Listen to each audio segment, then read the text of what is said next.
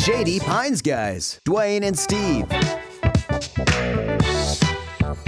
Hey, everybody, and welcome to the Shady Pines Guys with Dwayne and Steve. I'm Steve, and he's I'm Dwayne.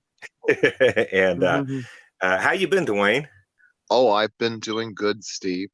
I hear That's you've good. had a little bit of some nature's bad weather thrown your way.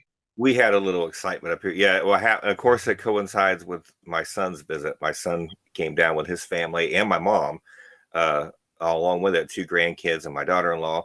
The morning they were leaving to head to Florida for the rest of their vacation, we woke up to an alert saying that a bad storm was going to be here soon. And then it turned into a tornado warning very quickly. But, you know, when you have children in the house and something like this is happening and elderly, it kind of makes you extra nervous. So, yeah, we all ran downstairs and took cover, which took a minute or two to get us down there. And it sounded crazy outside.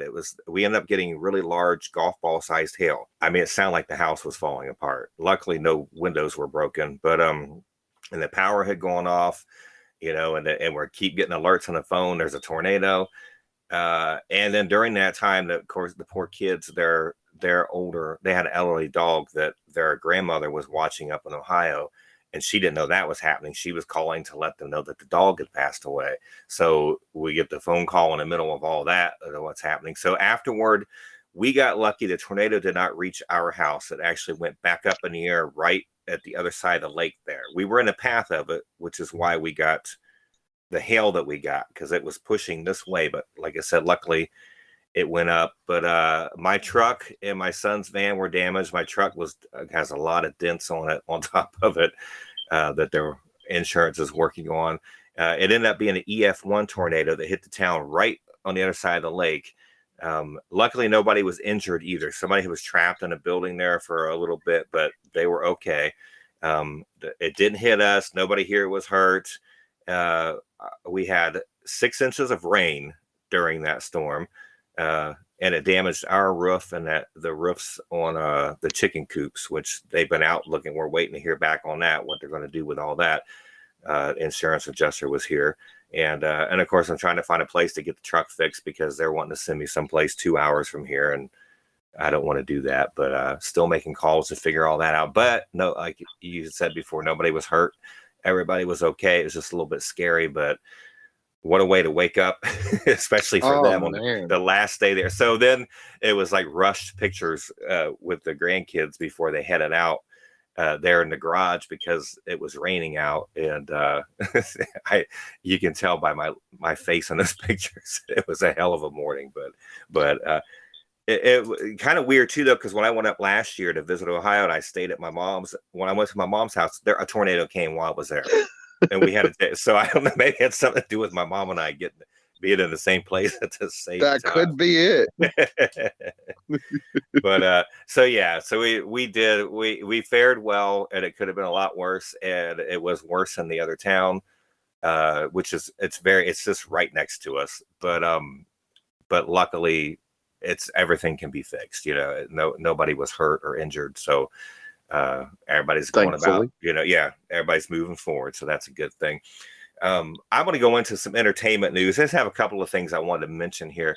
I don't know if you're a fan of Michael J. Fox. I've kind of always, I was a fan as a kid as the Back to the Future movies and his TV show. But Apple TV just released a trailer for an upcoming documentary called Still, a Michael J. Fox movie. It premieres on May 12th, and it's a documentary about his life with backstage footage from his iconic roles in Family Ties, Back to the Future, Teen Wolf, and along with other key moments and appearances from his life. It also, of course, discusses his fight with Parkinson's disease from early on when he started noticing that something was wrong with him and up to the injuries he sustained because of the disease. Now, he also is going to discuss when he used to abuse alcohol and pills following his diagnosis and how he attempted to hide from reality. But they say it isn't a sad downer movie, but an inspiring one, showing how far he has come in all these years, with Michael J. Fox saying, "I'm a tough son of a bitch."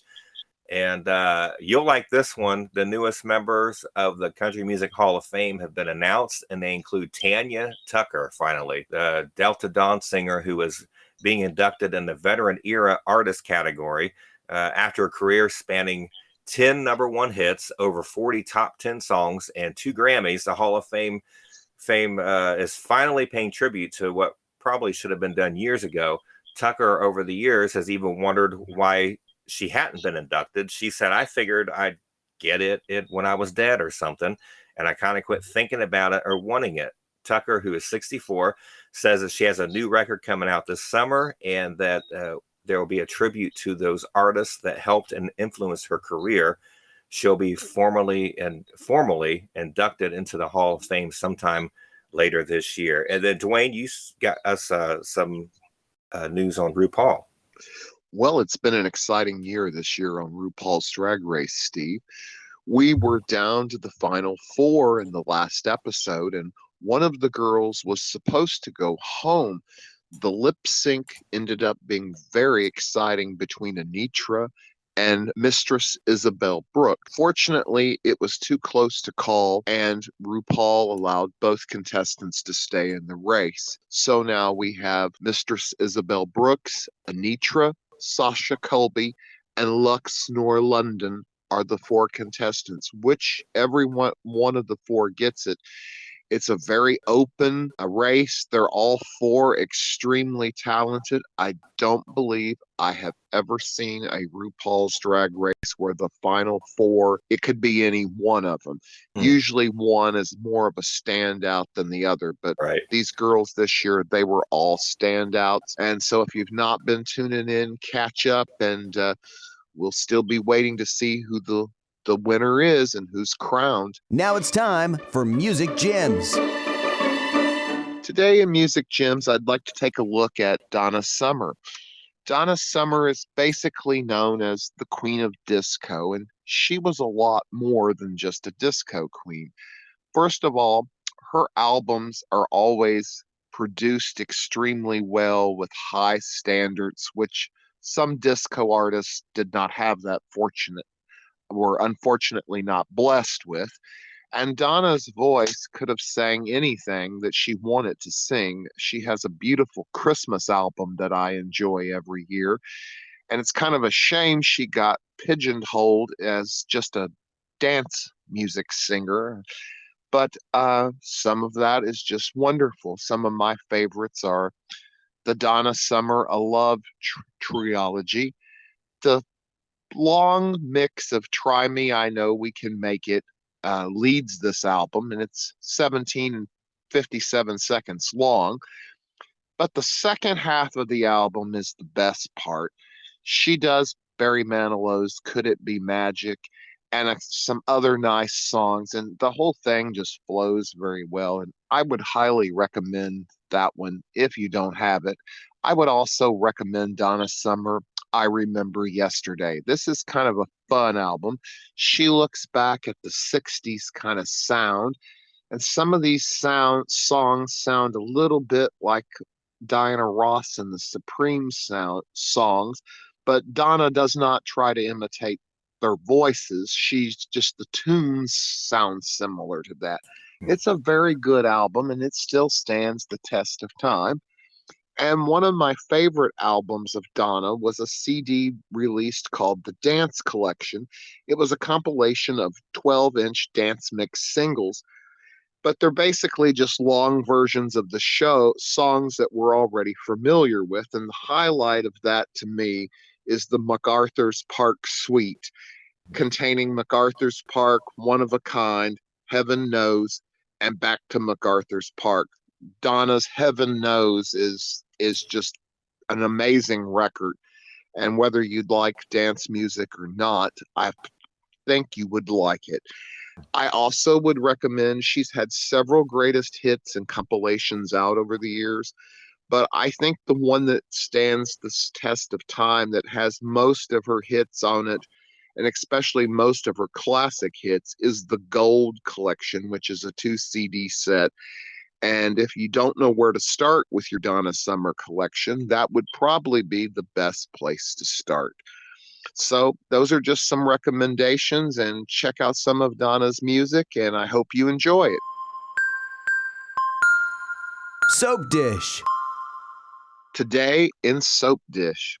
Well, with all the talk about the tornado that Steve was talking about, I can't help but think about As the World Turns and the time that Catherine Hayes as Kim was in a tornado and she lost her memory.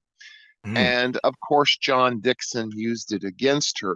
I know a lot of people had thought over the years that that story was a bit far-fetched, but just what Steve was telling about during his experience with the tornado, you can actually see that that's something that could be possible. And of course, Catherine Hayes always brought her best to anything she did. She was a remarkable actress.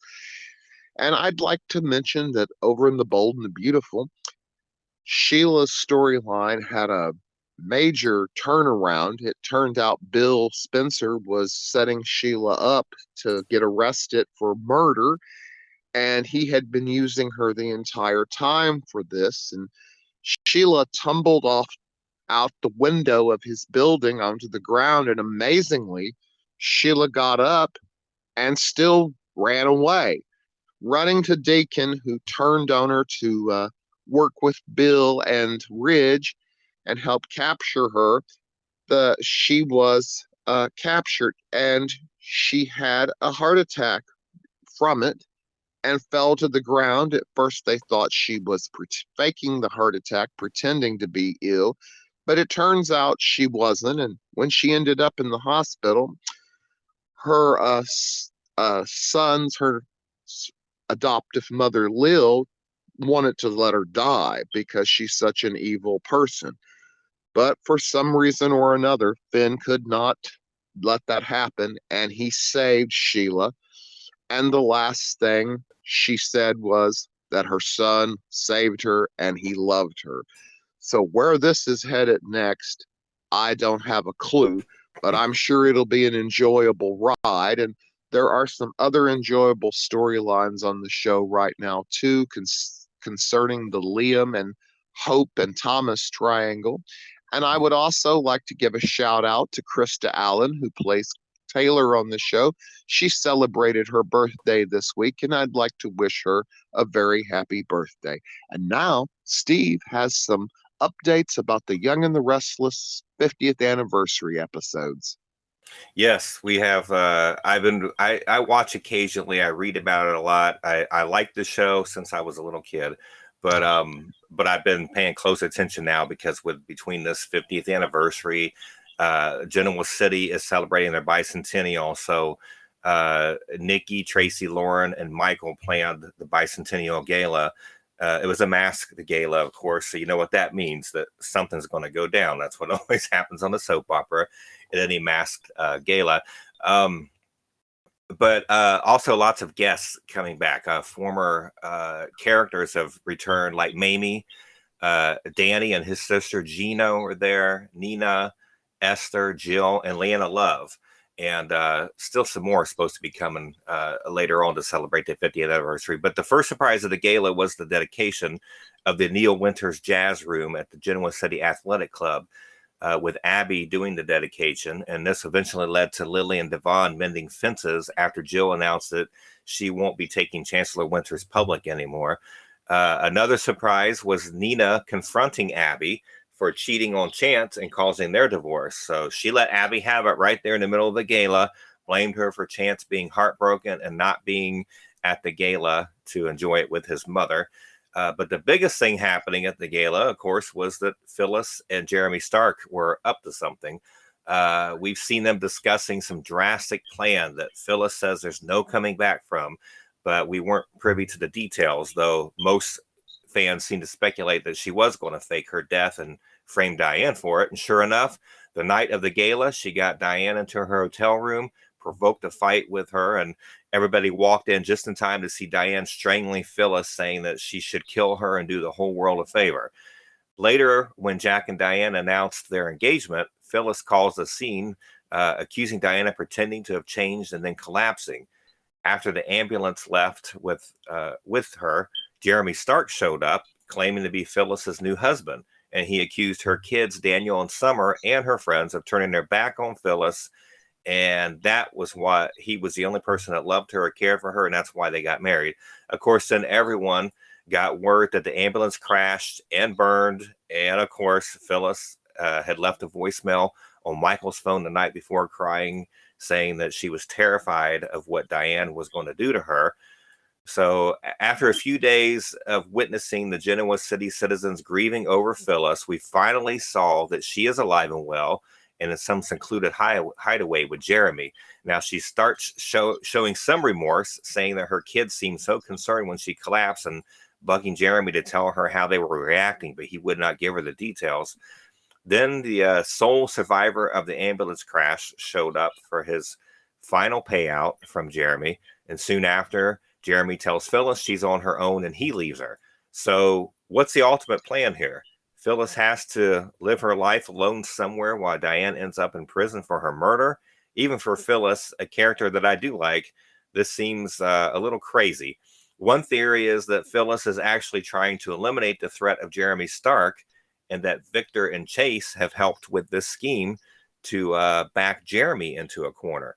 Victor seems pretty calm through this whole thing, and I think that Jeremy's also scamming Phyllis, though, because when he and Phyllis were together, they did not mention the marriage at all, and I wonder if he's faked that certificate so he can take over Phyllis's business and finances, leaving him a pretty wealthy man. And while the storyline is far-fetched, I am interested in seeing it play out as long as it isn't prolonged.